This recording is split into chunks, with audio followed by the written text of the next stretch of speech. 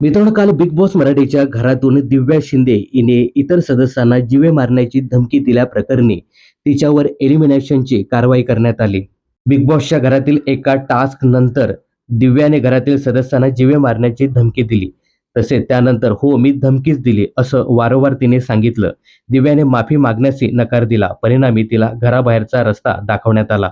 Big बॉसने दिव्याला घराबाहेर काढण्याचा निर्णय भाऊचा धक्का सुरू होण्यापूर्वीच जाहीर केला. यामुळे घरातील अन्य सदस्यांसह तिच्या चाहत्यांनाही मोठा धक्का बसला आहे. सोशल मीडियावर या घटनेबाबत संमिश्र प्रतिक्रिया उमटलेल्या पाहायला मिळतात. घराबाहेर आल्यावर दिव्या नेमकं काय बोलणार याकडे सगळ्यांचं लक्ष होतं. अशातच आता बिग बॉसच्या घरातून एक्झिट झाल्यानंतर दिव्याच्या टीमने अधिकृतरित्या एक निवेदन जाहीर केलं आहे. यामध्ये दिव्याच्या टीमने तिच्या तमाम चाहत्यांचे आभार मानत एक विनंती देखील केली आहे.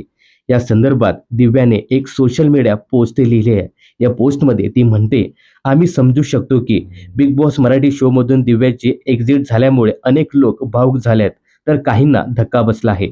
पण तुमचं प्रेम आणि पाठिंबा आमच्यासाठी सर्व काही आहे.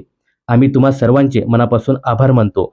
सर्वांना एक विनंती करतो, कृपया कोणतीही या घटनेबाबत चुकीची अर्धवट माहिती किंवा नकारात्मकता पसरवू नका.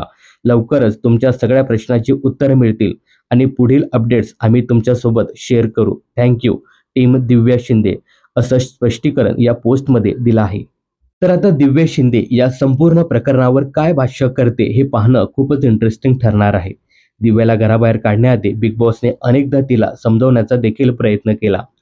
बिग बॉसच्या घरातील तिचा भाऊ राकेश बापट याने सुद्धा समजवण्याचा खूप प्रयत्न केला, परंतु दिव्या शिंदेने या संपूर्ण प्रकरणावर माफी न मागण्याचा निर्णय घेतला.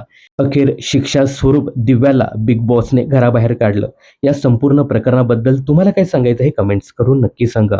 बिग बॉस आणि मनोरंजन क्षेत्रातील अशाच फिल्मी अपडेट्स जाणून घेण्यासाठी चॅनलला सबस्क्राईब करा.